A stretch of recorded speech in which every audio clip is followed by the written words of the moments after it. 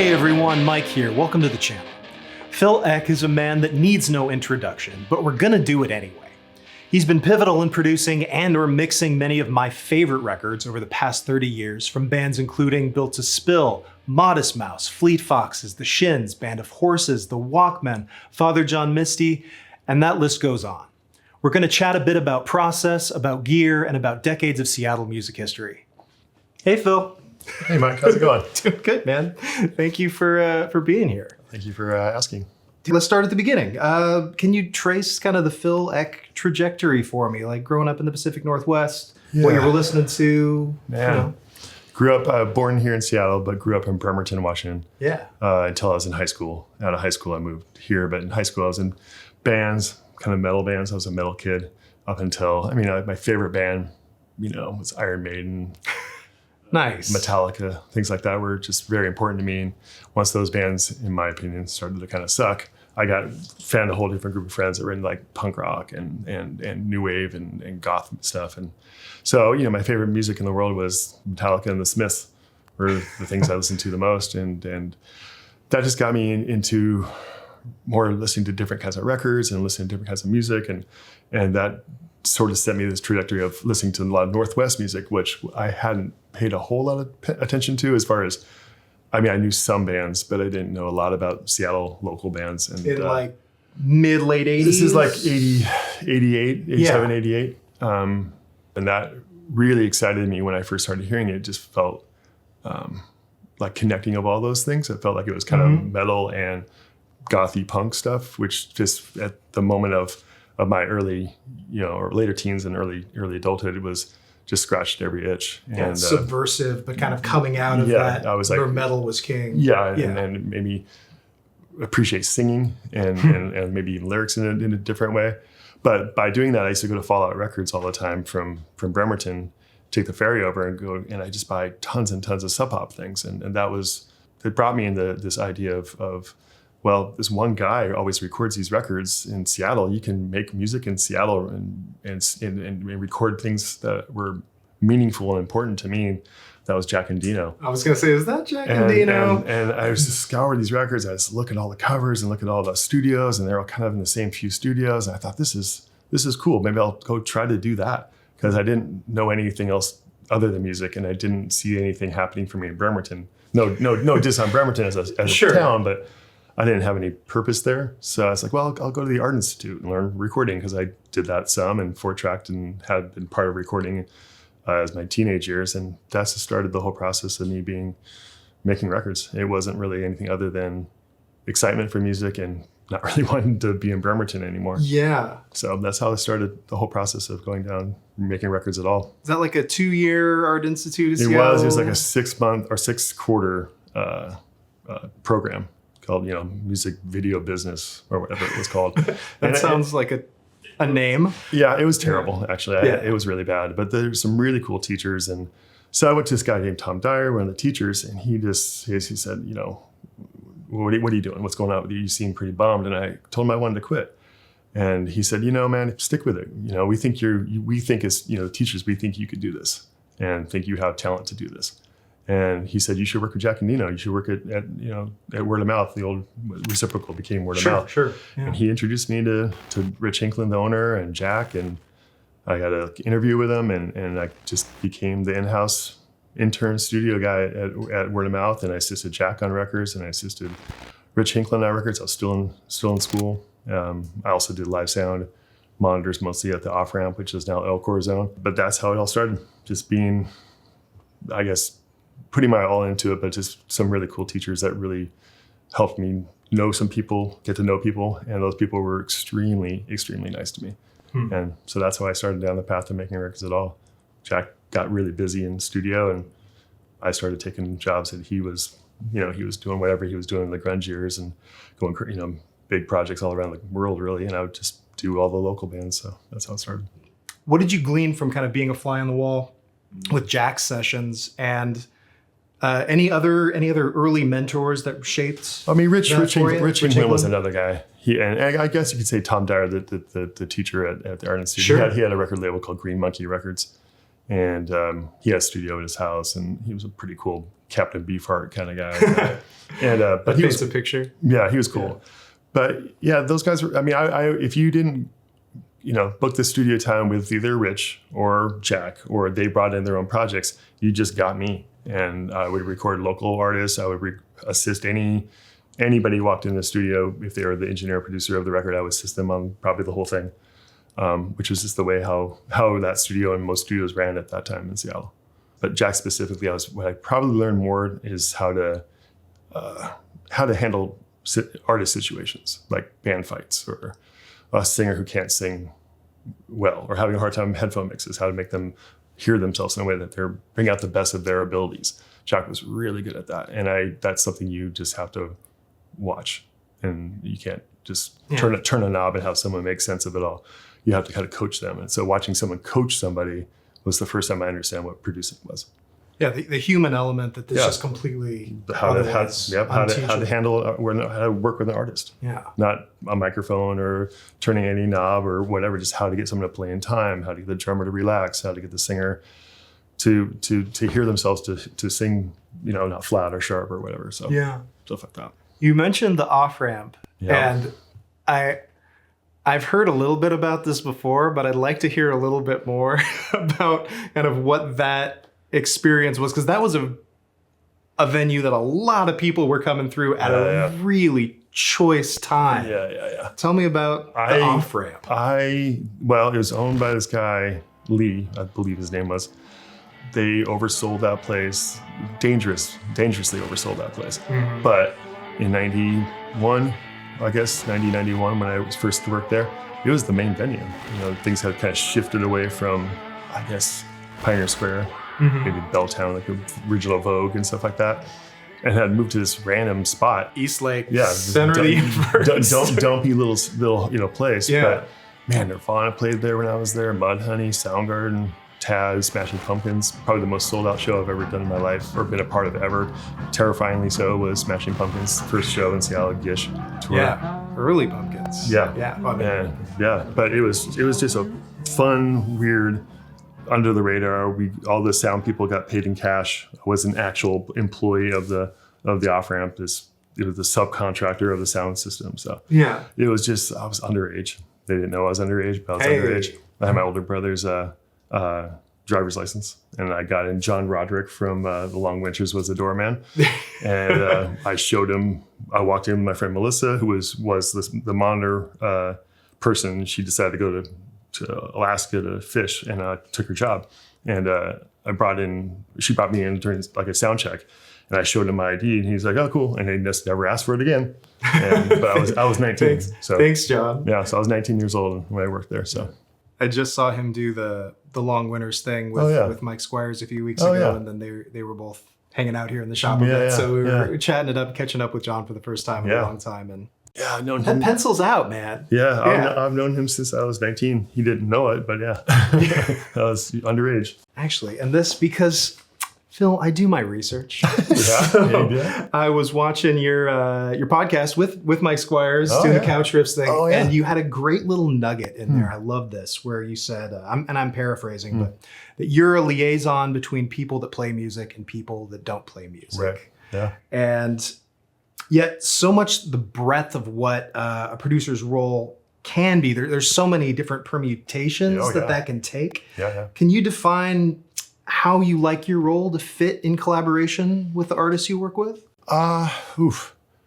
It's really different artist to artist. Okay. And what they want or what they don't want, and what they're comfortable with and what they're not comfortable with. And that is, that's probably the hardest part about making records is just you have a lot of times you don't know the artist personally at all. Mm-hmm. And you love their records, they love your records or whatever. And so they decide to work with you, but you kind of only have these phone calls or emails or video chats as it was these days. So you don't really know what your job is until you get into the room with them and start learning their language. Well, how do they interact with one another? And that's different.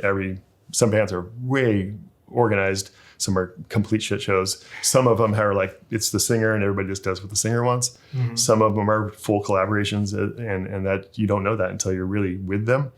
But I think my role is just to try to make sure that the artist is at all times doing their best work, and that they don't always know what that is. In fact, most of the time they don't know what that is. They think their best song is the punk rock song, but their best song is the ballad. And I try to explain to them why that matters to their record, and then ultimately to their audience and to people who don't know their music, how to convey what they are about to people who have no idea who they are. So that's a big part of producing is artist guidance is probably more than anything technical. That's you have to have a personal relationship with these people. And that's honestly different. Some people really want to be produced. Mm-hmm. Some of them say they do, but they don't. And some of them just don't know what it is. You're telling me that humans are different. Well, yeah, but each artist is so. And that's also, I mean, I have been very fortunate to work with multiple artists many times. Yeah. And that is because the first time you do it, you're just dating. You know, you're just getting to know each other.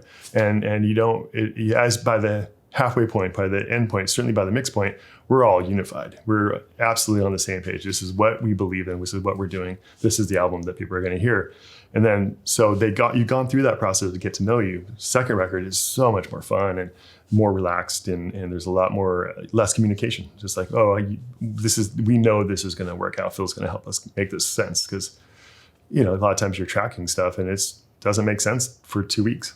You have to layer things for the ultimate production to make sense. And sometimes that's confusing to artists, and sometimes they can see the big picture, and sometimes they just have to relinquish control and say, sure, show me. Yeah, trust you to carry them along. Yeah.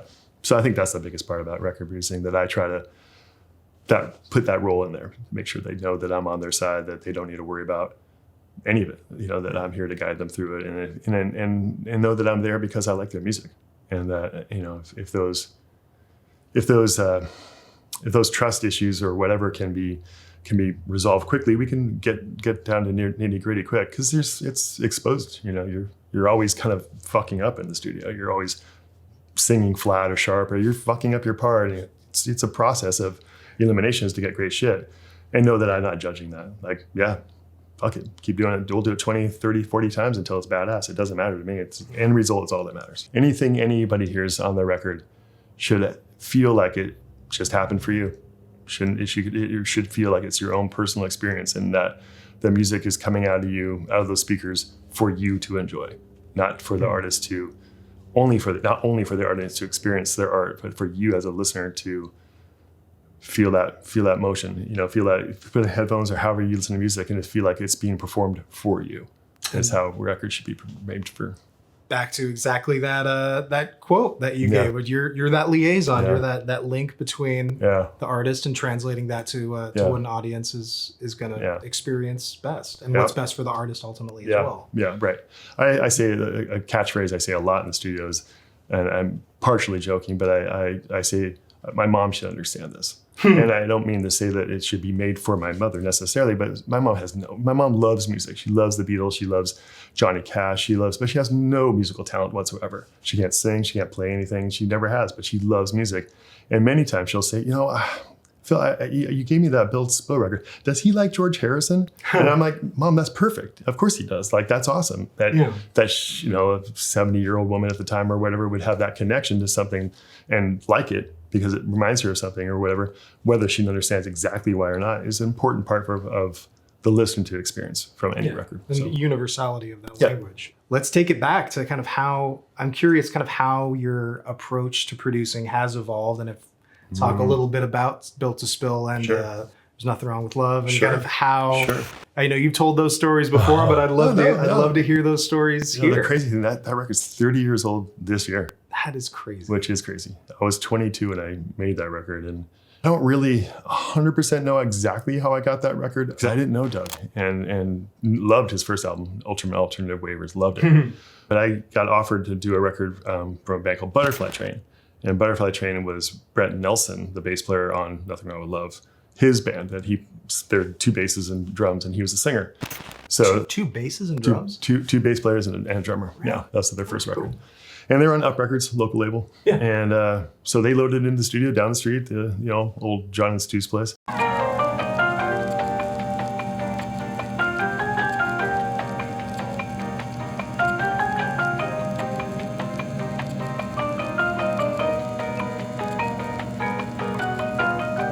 And Doug walked in, and I was just like, "What are you doing here?" And he's like, "Oh, we were just in Olympia recording. Built Spiller was in Olympia recording, and we're gonna play some shows here in Seattle. And Brett's the bass player of Built Spill." I was like, "Oh, crazy. Well, hi, whatever."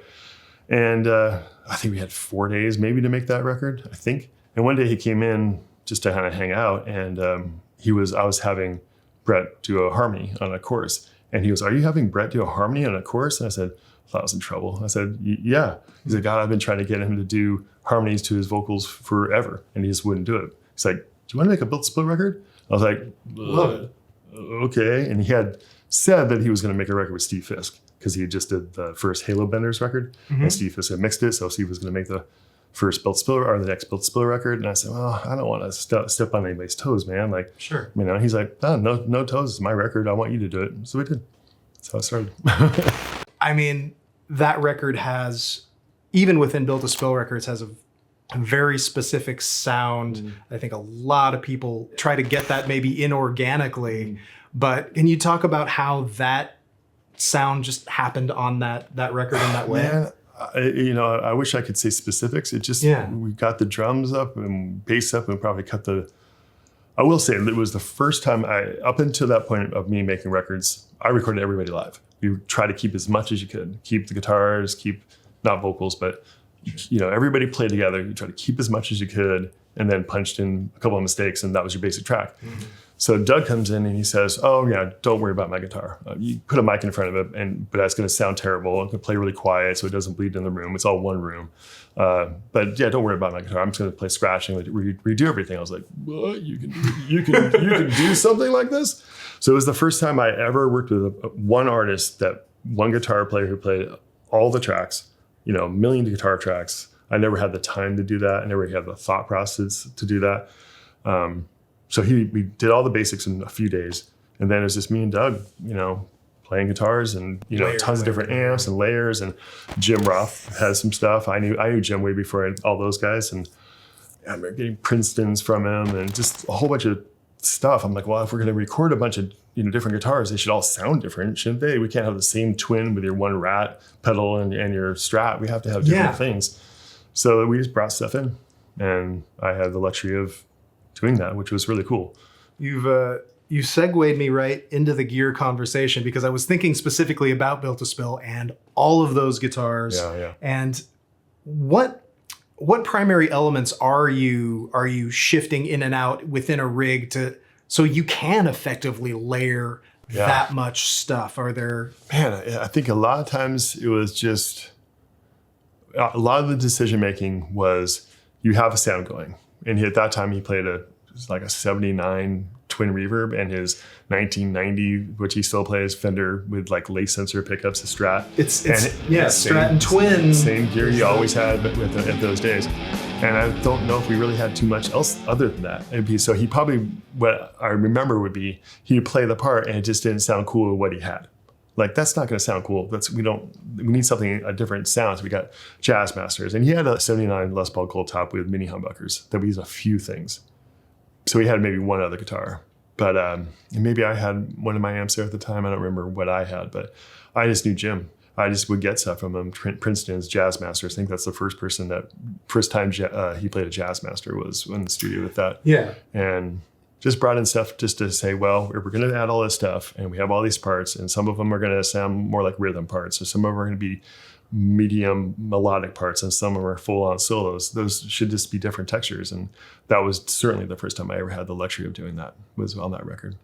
And Jim, we're talking about Jim Roth, who ended up playing in Built to Spill for many years later on, and we're fortunate enough to have him too, as one of our amp techs here, as a collaborator. Yeah. And he's brought in some of the things that you use all the time on a bunch of stuff. What have these been on? We got this tough Gibson Marshall. Well, this thing, a killer Les Paul should be able to do anything.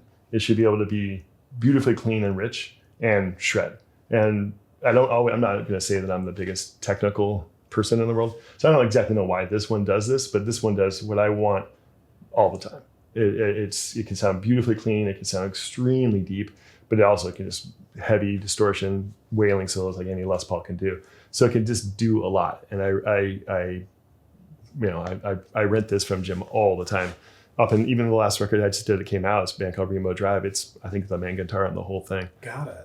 It just does a lot. And that's what I want in the studio, something I don't have to mess with too much to get a lot out of. So it makes sense. I mean, just even from like a super geeky perspective, why this guitar will do all of the things, because it's a 69, it's a conversion, and it's got a big old 50s neck on it. And I always, the ones with the bigger necks have a certain resonance. Yeah, it's very wooden sounding. And which is a cool mid-range tone that you really need. So that I've used that on a bunch of stuff. He brought that in to me. I didn't know he even had it because he always has new guitars. And I was like, well, I don't know. I guess so. I'm not a huge Les Paul fan, but this one is amazing. So I use this a lot. And I use this a lot. Basically what I want in the studio, as far as just things I rent, often are things that people don't have. Like I was mentioning to you a little bit before we started this interview. I like things in the studio that artists either don't have of their own, I don't own myself, or just to add in a different flavor.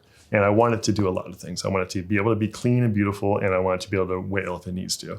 And that does that, and so does this. This probably is, I don't remember the first time I actually used this just JMP combo, but this is the main guitar sound on Band of Horses, everything all the time. Is it really? Oh yeah. 100%. Oh man. This has been Bridwell's main sound. Actually, on the first 2 records, this is what he plays. I remember I was making an EP, and our producer had a ripped copy of Horses. Oh yeah, before it was the Band of Horses thing, and it was just that record it still floors me, but it floored me then going, oh, this is what's happening in Seattle. It's now. very true. I remember that as well. I remember seeing Horses play and being like, this is gonna go well for these boys. But didn't know those guys at all, and we just through trial and error of just kind of hanging out with each other and different shows. I think honestly, Band of Horses was the first artist I ever walked up to cold, not knowing them at all, and said, "Do you want to make a record?" And Ben was like, "You want to make a record with me?" And I'm like, "Yeah, I do. I think it could be amazing." So that was the first Band of Horses record. But that's Ben's guitar sound, is this thing, which is like open but tough and distorted, but more on the overdrive than it is distorted. Yeah, Mustang. Yeah, and also Les Paul. I'm not sure if it's this Les Paul, but it is definitely a Les Paul. So yeah, it's been a bunch. Again, this is the last record I did, the Rainbow Drive record. This is the main sound for that guitar as well. And this was Jim Roth's, one of the very few things he's ever sold ever. I think I just caught him on a weekday, and he sold it to me 10 or so years ago, all original, except for now the speaker's been replaced. And why has the speaker been replaced? Well, because of a band called Group Love. Christian Zacconi, the singer, rhythm guitar player, during basic tracking of a record I made for them called Big Mess in 2015. He just had a octave distortion pedal on in his chain. We're just doing basic tracking, kind of recording mostly drums. And he just jokingly turned it on, and I was like, oh, my amp's not working. I'm like checking the mics and all this kind of stuff. And I would go out there and the speaker's completely frozen. Just stuck. Broken. Yeah. So it has a 69, it's a 64 deluxe, but it has a 69 speaker in it, and it sounds incredible. But again, it does everything. It does beautiful, lush reverb and lush, tremolo vibes. It does this really deep feel, but it also can be just totally Neil Young ripping, and those versions can be from 4 to 3.5. Like that. That's the volume controls a lot, and so that's different. I like things that can push into it hard or turn down and push less into it. I try not to use too many gain pedals. I use preamp pedals, and I'll use compression pedals, but I don't use too many distortion pedals because I think they kind of, unless for solos, and I need that sustain, because they kind of loosen up. The low end gets a little bit less from the compression mostly.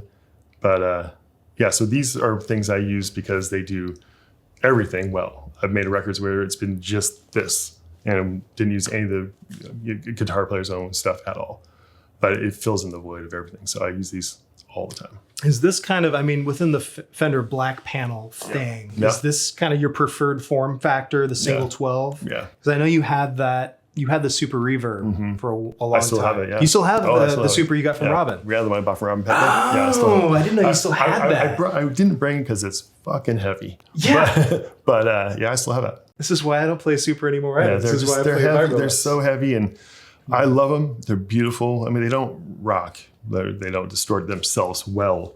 I stopped using it mostly because I just got tired of carrying it around. But they have a little less mid-range. They have a little thinner in the mids, and that, it's a little glassy in that way. Sometimes it just doesn't cut in the mix because a lot of the records I do have like pretty heavy drums and just a lot of presence, and they don't fill that void as much as this thing does. Yeah. And I like pros. Double 12s are cool, but I like deluxes are better. Yeah.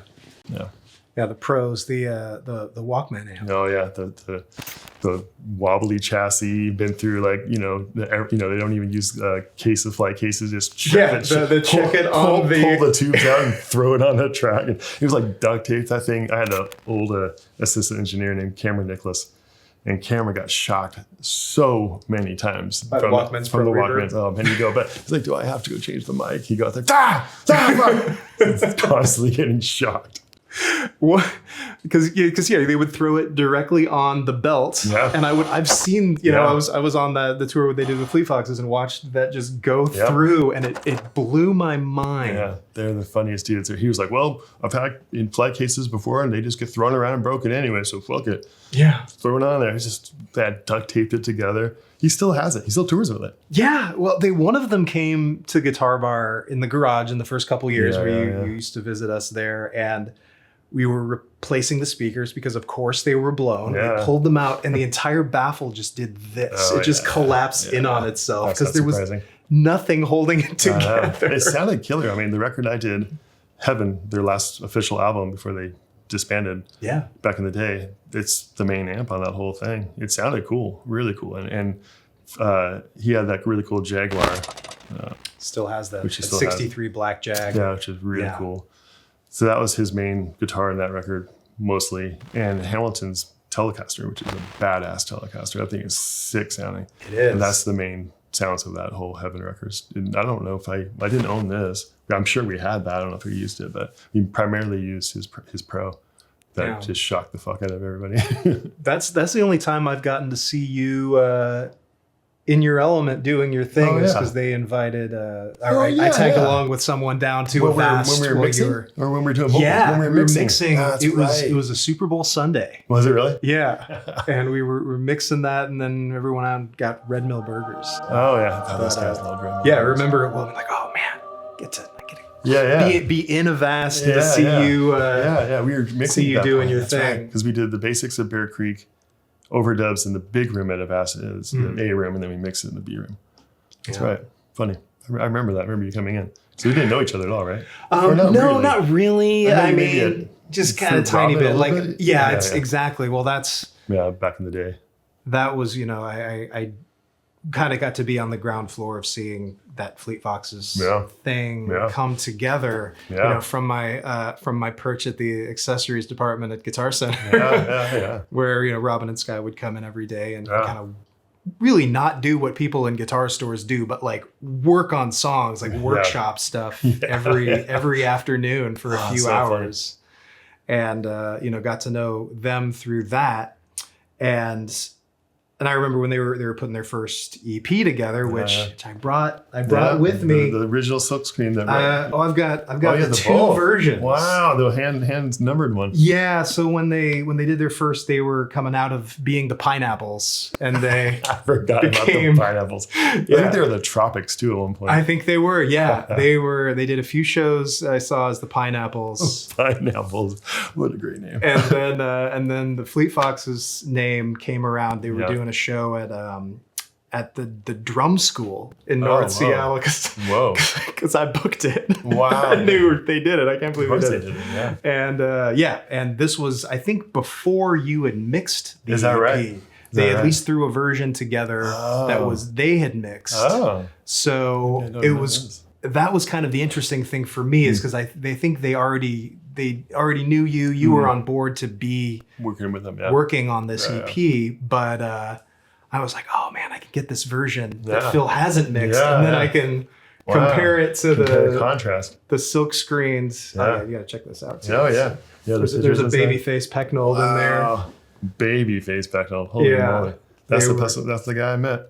Yeah. When he was that age. Same Kind of funny. But yeah, this is, I mixed that at the original at best. Yeah. I think. But you didn't, they had already tracked Robin recorded in his dad's basement. Whatever program he had.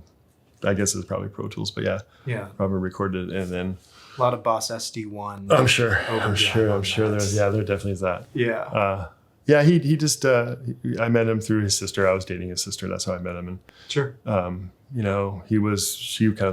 a dinner. There was a dinner party at his parents' house in Kirkland at the time, and she was like, "Oh, Rob, my brother Robin, he plays music. He's gonna want to talk to you about music." Oh, that's great, cool. Mm. And so we went to their house and hung out. And he was this little sheepish boy, but still in high school, and moppy hair and really really skinny. And he hung out, has food, and kind of left. He was pretty antisocial, but he was a 17-year-old kid. Yeah. And he just started playing music in the living room. And I was talking to his dad. I'm like, what record are we listening to? And he goes, oh, no, that's Robin playing and singing. And I was like, So I went out there and saw him play in his living room. And I was like, dude, if you are not just a kid who writes songs, you're fucking good at this. And if you ever want to make records or you want to work on anything in the studio, just let me know. And that's when he said, well, I have this demo. If you want to, help me mix it, that'd be really cool. And that was those initial first 5 songs or whatever it is, just advanced for a kid of his age, really good pop songs, and just had conversations with him over those few years of started writing more folky stuff, and he would ask me if he should be doing more of that. And I said, yeah, this is a way more interesting direction, or not necessarily more interesting, but this feels more exciting, more new than 2005 or whatever year this was. This feels interesting to go in. It's more folky, acoustic, different alternate tunings, which he knew a lot about as a young guy. And that Nick Drake kind of. That vibe. And just it suited his voice, and he would just start saying a lot louder and not so sweet maybe, but just a little more projected. And I was like, yeah, keep doing that, man. And eventually he got enough songs together and a live band, because they were playing live for a good while before we went into the studio. It was a rotating cast before they kind of got the lineup that did the first album. Yep. And I don't remember why we went to London Bridge, but the initial recording was done at London Bridge for 5 or 6 days maybe. And his father was paying for it, and they asked me to work on it. And they were going to put it out themselves. And we worked on a few things, and then we worked on Oliver James. Mm-hmm. And he did that song in the studio. And as we were leaving the studio, I called my friend Megan Jasper, who runs Sub Pop, and I said, "You have to sign him. This kid is as talented as Isaac Brock or James Mercer or Doug March. He's the real deal. You have to sign this band," because there's talk about them doing something with Hardly Art. Right. I remember it was like that was a. They're being brought into the fold of whatever. I mean, I guess Barstook was lightly. There's a lot of light interest, but nothing like, oh, we really want to sign this band. And I said, you just got to get in there. You got to go. Next time you see him play, just go see him play and sign him. And they did. And that was the first album. Yeah.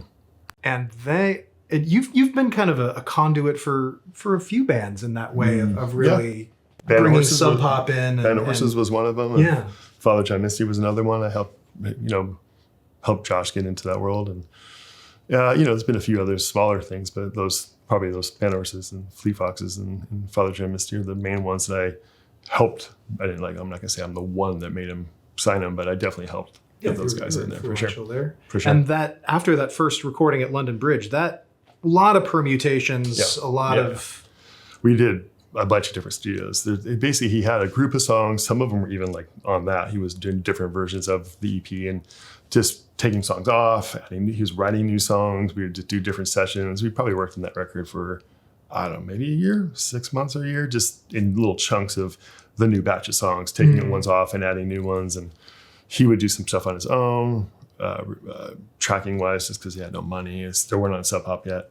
But there wasn't a guarantee they were on Sub Pop yet. Sure. And we just and he'd call me and play me stuff. We talked about it, and then I mixed it all. And Sub Pop put it out. And it went gangbusters, Biggest record I've ever made. Really? By far. Wow. By far. Bigger than anything I've ever done with any other band. was the first Fleet Fox album. Didn't know that. Yeah, like, I don't know, what's that, like 1.5 million now or something like that? Wow. A lot of copies. In this day and age, that's a lot of copies. So. Well, and I remember there was that house that was up on Lake City that was Casey's brother's studio, where a bunch of that got tracked. Yeah, that's true. Where Sky used to call it Garbage House. That's probably true.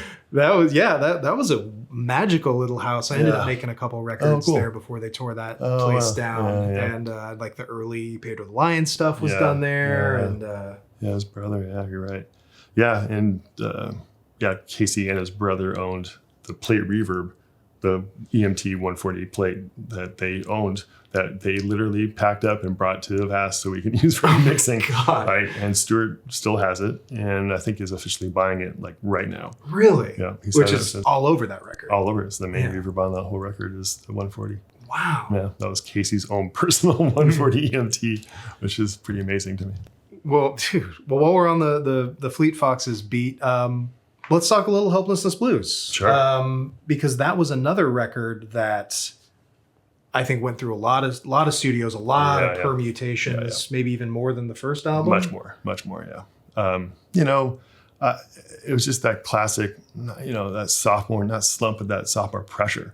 Yeah, I mean, Robin was still young. He was emotional. It was not expected that first record was going to be so much attention. He wasn't, the fact that, Brian Wilson knew who he was and talked to him, freaked him out. It was an honor, but it was a lot of pressure on a little guy from, Seattle, Washington, which just wasn't expecting so much attention put upon him. So the second record was a lot of that. Like, how do I control my songs? They're not really a band at this point. They are, as far as like who plays on what. Robin writes all the songs, he always has, but he didn't know how to like integrate all the other members and make it all feel cohesive. So there's a lot of like band recordings, then just Robin recordings, and band recordings, and then Robin recordings. And there's some tension there with that. And, it wasn't anything I had attention to, maybe tension with some band members, but there was also just songs that we worked on a song called Silver City, I think it was called. We probably recorded that song, I would guess 6 or 7 different ways. Wow. And because it was the oldest new song, and they had played it live. It's the only song on Helplessness Blues they had played live before they got in the studio. And it was accepted or expected, I guess, that it was going to be on the album. And it never worked. Never made any sense. It wasn't really, we just never worked. So it got scrapped. And then one day he sent me a iPhone message recording of him singing the song Helplessness Blues. And he goes, should we do this? I go, yeah, let's book studio time. And got everybody in the band back in the studio. We did stuff in Avast. We did stuff at Robin's studio, which is Hall of Justice now. We did stuff up in upstate New York, a place called Dreamlands, where we did most of the drums, which was fucking killer. It's a hell of a studio. Hell of a studio. Really great. Only time I've ever been there with Dreamland was on the Helplessness Blues record. I would love to go back. But it was great. But we did a million different versions of some of those songs. Robin went on tour opening up for Joanna Newsom solo, and me and Casey did a zillion overdubs ourselves, just harpsichords and vibraphones. And we did a whole string section in that little studio. Just me and him in the string section. Hall of Justice. When it was Robin's space. Before Hall of Justice again, I guess. And we just did tons, and like probably 3 weeks of tracking without Robin at all. And then he came back and was like, oh my God, what's all this stuff? And we went kind of filtered through it, and it was just a lot of work. That record was a lot of work. We started that record in April and we finished it in December, maybe even January I think we finished it in December 2011. Yeah, there was 10. No, it was 10. You're right, it was 10. A video out there from Spin magazine where it was like that Sean Pecknold had shot. It was like, we're getting in. This is what Helplessness Blues sessions are about. And it was very much like all of them in the same room, like singing together and doing that, which I think was the initial intent, but really not how the album. Not really. We did stuff at Bear Creek too, where we did sessions at Bear Creek as well. So that's another studio. But yeah, we did group singing, like big choral stuff, and some of it stayed that way, but very little. Also, it just was a trial and error. Like it was the first time that Robin wasn't the only singer. Robin sings everything on the first record. There's not another singer on it. And that's great because a person can harmonize with themselves perfectly. And they sound like a cluster. And that's sometimes what we wanted, that chord. We just wanted it to sound like a chord, not like a 3 different voices or whatever that would be, just like a chord of notes. And having Josh Tillman sing on it and Christian Wargo sing on it, sometimes it sounded like too many people. Like, I don't want it to sound like 3 guys singing. I want it to sound like that chord again. So often we went back and redid it with just Robin. Or some songs we kept with the guys because we wanted to feel like a band sound. There's so much more texturally going on with the vocals on that second record. A lot more variety in that. It's driven more by big vocal stuff than the first record is. Almost no electric guitar. I think there's 1 snare drum, like an actual snare drum hit. Like all of it, there's almost, listen to that record, there's almost no actual snare. It's all on the Helpless Blues. On Helpless Blues, yeah. It's all tom rolls and stuff like that, which is super hard to have that feel impactful and not just like, sometimes you just wanted to go pop, pop, pop, but we just didn't do it. We really focused on orchestral sounds, making things orchestral, lots of big tunings. And I mean, Josh is just such a he's a badass. He's a hell of a drummer. Yeah, he's one of my favorite drummers I've ever recorded. Tasteful. Yeah, he's really good. Yeah. Mostly because he's a songwriter. He can play drums, but he always understands the big picture. He's not playing to be a drummer, as it were. He's playing because he knows the song. This is what the song needs. And he's got great feel, extremely good feel. So I liked him. Yeah. Well, and then, I was teching for them on that touring cycle for Helplessness, and so kind of saw how, the inevitability that Josh was going to end up doing the Father John Misty thing. And you ended up, you mixed the first 2. Yeah. He was, whatever. The personal issues are personal issues, and he's a songwriter. And, that was always going to be the foremost of what he wanted to do. He wasn't, content being Robin's drummer. Sure. Not that he felt belittled by being Robin's drummer, but they're different guys, like in every way. Yeah, 2 really, really strong personalities. Very much. Yeah. And so it was known that he was going to go do his own thing. And so he did. And he in the process of doing Helplessness Blues, Josh's other records before Father John Misty are very soft, the acoustic. The J. Tillman records. We've done a lot of them, but they're very soft. And, he couldn't sing that way on Helplessness Blues. He had to sing as loud as Robin was to make it feel the same, connected. Mm-hmm. So he was singing, and it wasn't really going great. And I'm like, Josh, you just have to sing louder, man. You have to you really have to project. And he's, I feel like I'm doing Christian worship music when I do that. And he came from a very, extreme Christian background that he was not into, but he did come from that. And I said, well, just drop the vibrato, sing with confidence, and it will sound killer. And that was really the first time he had done that, was on the Helplessness Blues record. And it became something he was like, oh, this actually feels good. I can do this. This feels comfortable doing this. And one day we were in the studio. Robin went to get some food. This is one of the millionth recording sessions, probably in the summer. And he says, do you want to hear my new songs? They're not boring, because I didn't love J. Tillman. It's a very specific. It's his own thing. It was thing. I didn't, whatever. So he says, do you want to hear my new songs? They're not boring. And he played me demos of Nancy From Now On and Hollywood Forever, and I don't know what else, 3 other songs. And I was like, Josh, this is what you should be doing, dude. Go make a record. He was already living in LA. Go make your record with Jonathan Wilson, or whoever you're gonna make a record with, and just get your fucking freak flag on. Just do what you need to do. Enjoy being Josh. Don't worry about what you were, or the drummer of Fleet Foxes, the fail of this big band. Just go be weirdo. So he did, made this record, and he came back for pre-production touring, and he played it for me. I go, Josh, no disrespect to anybody who hears this, it sounded terrible. This is horrible, man. What are you doing, dude? And but I go, these songs are great. And he goes, I don't know what I'm doing. I don't know who I'm going to put it out with. He had to deal with somebody. And I said, dude, let me mix it. We'll make one in the studio. I'll mix it for you. I'll get you on Sub Pop. And he's like, you think so? And I said, well, at least let me mix it. Let me get in there and do something to it, because this can be awesome. And there's a lot of work, a lot of technical work to make that sound cool. But I think it's a killer album. And I promoted it to Sub Pop. They weren't quite sure, because again, they knew that he was probably not going to be in Fleet Foxes anymore. They didn't want to necessarily put out an ex-members. They went strife with their biggest band at that point. But ultimately I said, it's not the same. He's going to do it with somebody, and it's great, and you guys should do it. And they finally did it. And it was launched his crazy weird career, you know? Yeah. But yeah, I might just mix that album. Yeah.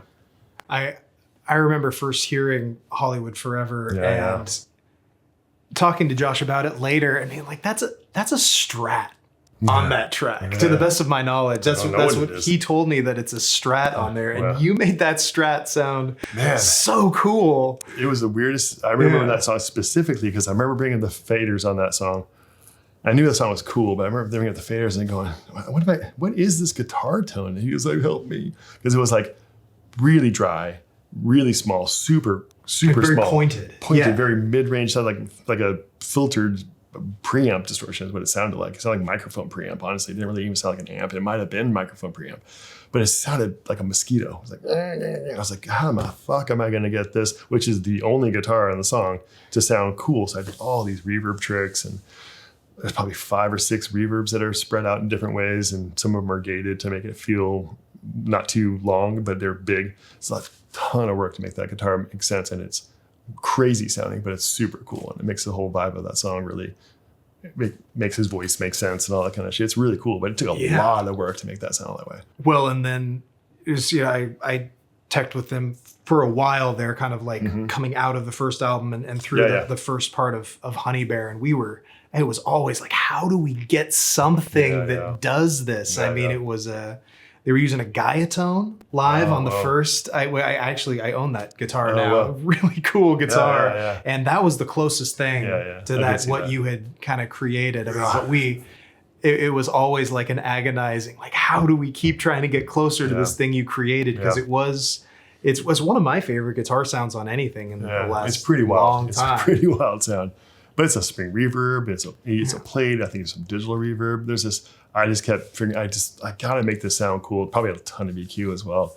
Don't remember the whole thing. I probably couldn't recreate it now, but it was a lot of work to make that sound badass. And I love that first record. I think it's just has the best vibe, and it's just Josh being Josh in his own special way that he hadn't really done before. It was a special moment of him letting go and being the guy that he is, which is a flamboyant, eccentric weirdo. You know, he's great at that. That's what he does. So it felt cool to watch him just be cool at doing that. It's like all of that discovery that was that first album, and then Honey Bear is just so lush and so big, and it's freaking cool record. Yeah. When he knew what he was doing, knew what he heard in his head was okay to do. Yeah. That it was like all bets are off. I'm just going to go for it. And he's very much a go for it kind of guy. Yeah. So for sure. So that was cool.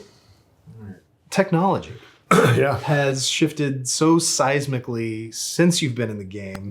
How has that affected your approach or malleability of approaches? I started back in tape days. There was really no other feasible option other than tape, 16 track, 1 inch, or even 2 inch or 24 track.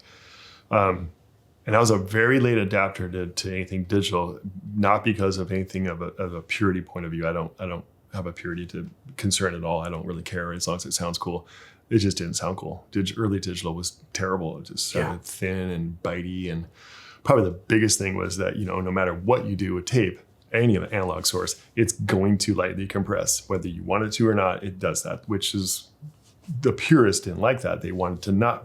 That's kind of what digital started. They didn't want that compression. They wanted whatever you put into it to come out unaltered, but that's not possible with analog. But so everything was really pointy, like snares and toms would peak out, and there's nothing kind of lightly compressing in the early days of digital. So it just sounded like it's just hard to control. It's really awful. And then eventually the software and the sampling and all those, the AD converters, they all got way better. So now digital sounds as good, sometimes better than anything analog. It just has a different workflow. What I try to do, as far as what the old days were and the days of endless possibilities with digital, endless tracks, endless playlists, endless versions, is try to eliminate that. I still try to get people to commit to an idea. This is how we're going to make this song, and not have a million different versions and not have a million different takes or sounds or ideas. This is stay on the focus. We can do playlists, we can do editing, we can do stuff you would do kind of on tape anyways. Punching is no different than making a playlist. Really, you just have to perform it over and over again. But I do try to keep the same concept of, we are going into this is going to be a rock song. We are keeping it as a rock song from drums down. This is going to be a pretty song, and we're going to do it that way. This is going to be a weird song. We're making it, I don't know what we're going to do. We're going to do pitch shifting stuff or whatever. We're going to stay with the focus from start to finish. I still try to keep that mindset, which is very analog in the digital realm. Just because I think you get better results when you're not half doing something, when you're fully focused on, I am playing this for keeps, and then we're playing this guitar sound for keeps. We're not doing 4 different versions and we'll decide later, because it's hard for like the singer to sing to something that's not realized. If it's not sonically sounding pretty much the way it's supposed to sound at the end result, they may not sing the same way. They may not sing as hard or as soft or as pretty or as open or whatever, or they won't be able to do it because they can't envision it because they're not hearing it that way. So that's probably the biggest difference with just technology in general, is keeping it as focused as possible. And with that kind of universal access to technology, Right. do you feel that has helped or hindered with the bands coming in and being able to demo things kind of endlessly versus what's actually going to be a record that you're putting together? Both are true. I've had artists that are just, they like, again, back in the day, let's say 20 years ago, you heard a band live before you made the record, or you went to their practice place and hung out with them, or saw them performing what they were, what they were going to make on the record. Nowadays, they send you demos, and I work with people all around the world, and you have no idea if they can actually play these things, because it could be just the singer adding stuff all day long and getting their point across, and it could be a killer song, but you don't know if that's what it's going to be like when you're in the studio with them. It's going to be that, are these other members honestly needed? Or can they play together as a band? Should they play together as a band? That's a big learning process when you get in the room with them. Like, are they a band, or what we call band, not a band? And are they actually able to play these parts, or are they just kind of a manufacturer of the Pro Tools sessions that they can spend forever on? I really try to get artists to not over demo their stuff, to semi rough. I don't care if it's a microphone in the room and you're literally playing the songs together. Whoever is going to be performing on this album, I want you to show me that this is what you can do. So we don't go through this path of worrying about the drummer's abilities if we don't need to. If they can play, rad. If they can't, that's not my problem. I just want to make it. I don't care who plays on it. I want the record to be great. The songs are all that matter to me, and the end result is all that matters to me. But you don't know that until you get in the studio with them these days, whether they can perform these as a band or can't or should. Yeah, more X factors in the demo process. Way more. And it's and also when people have the ability to track themselves so extensively and so well, that it's hard to get them to break that. They get more demo-itis than they used to get. Maybe they don't even know how the fuck they played that part. Maybe it was a massive accident and they want to redo it. Like, oh fuck. And it's this thing that you don't even know how to do, that literally happened, by mistake. How do you redo a mistake and have the same intentions? So I try to get people I want those mistakes to happen while we're making the record and something, happy accidents. Yeah, happy accidents, or the times that I've literally been in some studio and turned up the wrong microphone. Like, what the fuck is that? Like, it might be across the room, but it sounds killer. That will affect how someone plays too. Like, that sounds crazy. Like, when I do that sounds nuts. So I'm gonna do that more. And that creates a cool, weird, happy accident. That can't reproduce that shit. So try to get into that plays or record as much as some bands do. Do you find that people are coming in with like a paradigm of like, well, Phil has made records like this all the time, and then working backwards from that? All the time. Yeah. I mean, a lot of times people ask me to work with them just because they like records I've done. Yeah. But sometimes they want to work with me just because I've had a certain sound, and that's great. Like Bill Spill record sounds nothing like Fleet Foxes, sounds nothing like Band of Horses. Right. It makes sense for them because that's what we were trying to do at that time, or even my knowledge of recording at that time was just what it was. You can't always just plug that into another band, and oftentimes it doesn't work for that band. They might love Built to Spill, but they don't sound anything like them. And if I made them sound like that or tried to, it might sound ridiculous, but in their mind, they're just romantic to the idea. Sure. And that's a hard thing to either break that or explain or introduce a different idea to them. Like, yeah, I get it, but that's awesome. I'm glad you like that music. I'm glad you like that record, but you may not sound anything like that band, and maybe shouldn't. You shouldn't try to. So that's another weird conversation that can come up in the studio. You're clay in Phil's hands. Let him mold you. Well, kind of, more just like, what are you? And it's really hard for bands to hear what they are. They hear what they're inspired by, and that's cool. And inspiration is amazing, but it doesn't necessarily mean that's what you actually sound like or should. Yeah. So that's a big part of producing, is trying to gain the trust to say, no, it's awesome, but you should sound like this. That's a conversation. Yeah, no kidding. So, I'd posit it's not a coincidence. At least many of the bands that you've worked with on multiple records, those records tend to be my favorite era records from these bands' careers. I mean, Shins, Shoots Too Narrow, Wincing the Night Away, Father John Misty, we said Fear Fun, Honey Bear. Yeah. Come on. Band of Horses, Everything All the Time. Cease to Begin. Yeah. And with Modest Mouse. Yeah. This was interesting, as I was kind of going into what pieces and what parts you were involved with on that. Specifically, Lonesome Crowded West, first time you worked with them? Or were you? I think so. Okay. Well, around that time, I did a bunch of different things with them. I did a single for Sub Pop. I did a few different things. They used to, Jeremiah Green, who's unfortunately passed away, lived with me. I lived in his house on Finney Ridge, and he was living, there's like a mother-in-law apartment, and he lived down there. And Modest Mouse practiced down there once or twice or whatever. But they were in my world. I toured with them. They opened up for band or for Built Spill. And so those guys were around me a lot at that time period. And so we did a bunch of random recordings. We did I did demos with them for Lonesome Crowded West that they didn't know even happened, that I gave to them only a few years ago.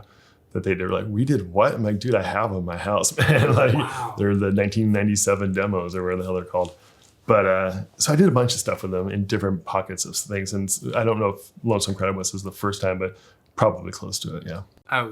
It's at least you're credited on that with kind of the three best songs on the album. I was like, that's okay, the only ones I did. Teeth Like God's Shoe Shine, Doing the Cockroach, Cowboy Dan. Yeah. Come on, man. Yeah. I mean, I just got asked to make those songs because Chris Takino at Up Records thought they didn't do very good jobs of them. Okay, so they had already been tracked, and then you came in and... his only thing he ever said to me was, don't make them sound too good. And I thought that was a funny thing to ask of a producer, not to make them sound too good. And this is no diss on Calvin Johnson, the producer of that record, but he just does what he does. And it's very much like, put a mic in him, well, go, like not much technical work there, but I never heard the originals. I just heard they were out of tune and that they weren't up to their potential. And he just said, so what I took from him saying, don't make it sound too good, is maybe just don't mess with it much. Just put in some mics and let's just go. And so we did. And, but they definitely are some of my favorite songs too. If I didn't do them, they would still be my favorite songs. You're saying Isaac Brock was out of tune? No, he was. What? Yeah, Come on. I know. Him and Eric, I remember watching him at a show. Yeah. Give me your A. Ding, ding. Oh, no, tune. But yeah. I mean, I imagine there's no way you could make Isaac Brock sound anything like anything other than Isaac Brock on a record. I mean, it's such an idiosyncratic playing style. The hardest thing with him was just to get him to play the same thing over so we could double things. Like, because there's double guitars, there's double vocals, stuff like that. But it's just to make him just stay on the same path, man. I need you to stay on this path so we can have another track that does it. And there's a lot of learning, like, how do I do it? Okay, and then play it that way again. So, what are your favorite rooms to kind of be tracking in these days? I don't know. I mean, it's changed a lot in the city, for the worse, in my opinion. But music business has changed. There's less money. There's less. Studios are closing a lot in this town. I used to track at Avast, the big room at Avast. That's now closed, but it's leased by somebody else. But that room's not there anymore. I did not know that. Yeah, he sold his Trident A range in October and pulled recently. Wow. And he pulled all his stuff out of there, and I don't know the man who's in there now, but he has his own he's like subleasing it to another guy. So there's a whole other studio over there. But he has the B room still that we mixed many records in. But I do a lot of stuff right down the street at Litho. I'm probably tracking basics at Litho more than anywhere else. At Stone Spot. Yep. Yeah. Right down the street. Love that studio. It's good. It's, he keeps it at a good price point. It's convenient because I do record a lot of artists from out of state or out of the country, and there's just a lot around here to not access to your guitars, and help from techs, and Jesse's come over many times and fix guitars for us, but just restaurants and grocery stores and all that kind of stuff. So it's a great little hood. So I do a lot of stuff in that room. There's some newer studios that have opened up that I haven't used yet, but I probably track more than anywhere else at Litho, basics for sure.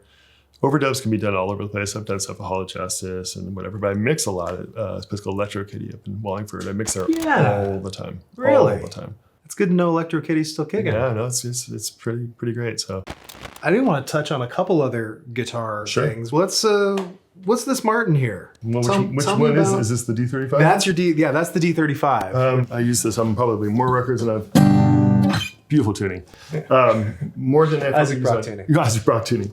Probably more than any other acoustic ever. It's just, some people don't like D35s as much as D28s or D18s because they are brighter and louder. They're not as soft sounding as a lot of Martins can be.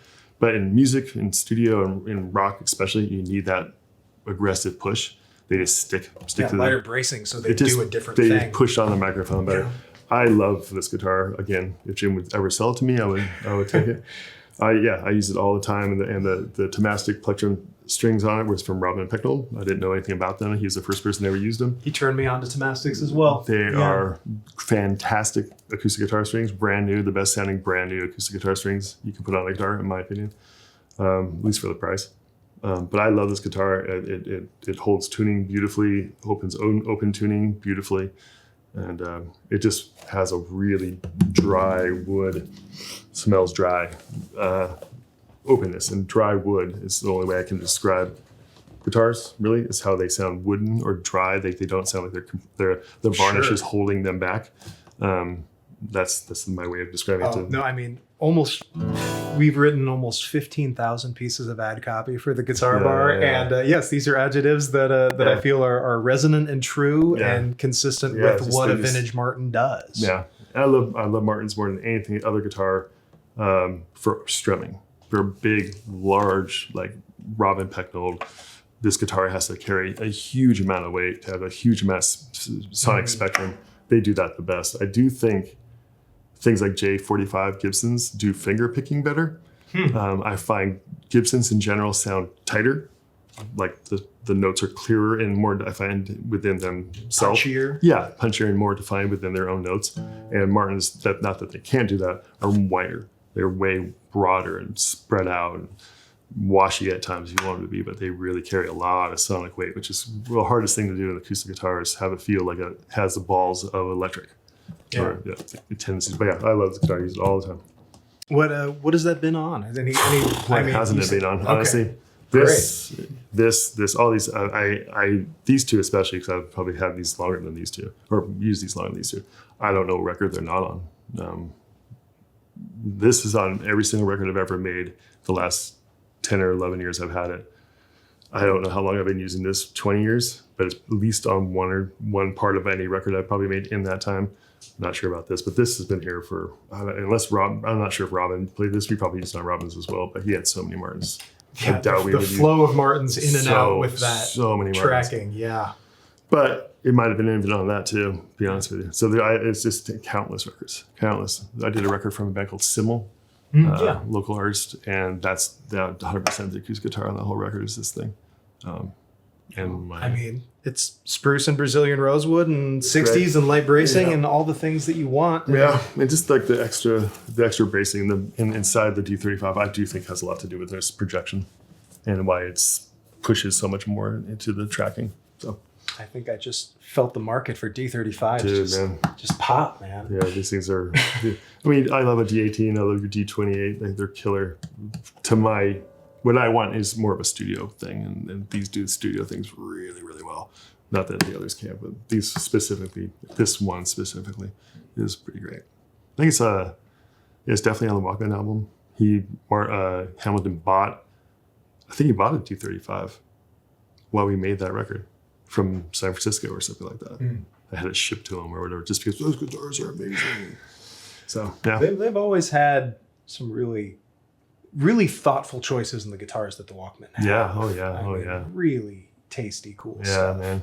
You give me this guitar and that amp and a hot Telecaster, and that's all I need to make records with. Telecaster is by far my favorite tracking guitar.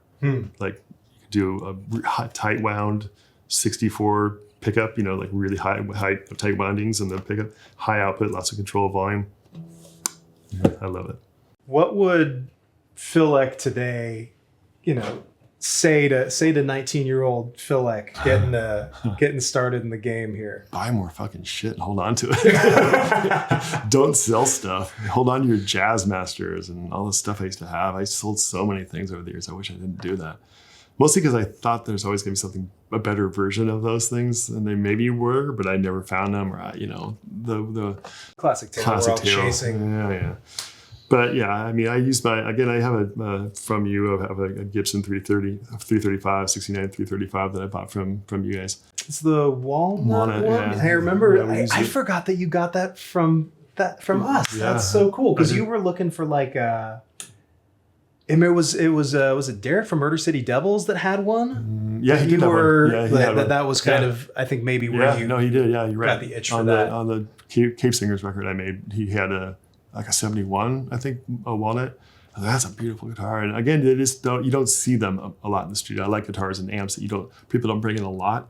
And having a semi-hollow, it does everything. It sounds cool when you distort it. It has obviously a beautiful open chime, but because it's still semi-hollow, it has a mid-range push that it's not so floaty like a 330 can be. Yeah, it'll punch a little. Yeah, more aggressive mid-range punch. So that's really cool. But yeah, I did. We rented your 335 for Group Love and used it on a bunch of stuff. Andrew Wesson, the lead guitar player, used it on a ton of stuff on that record I made with Group Love.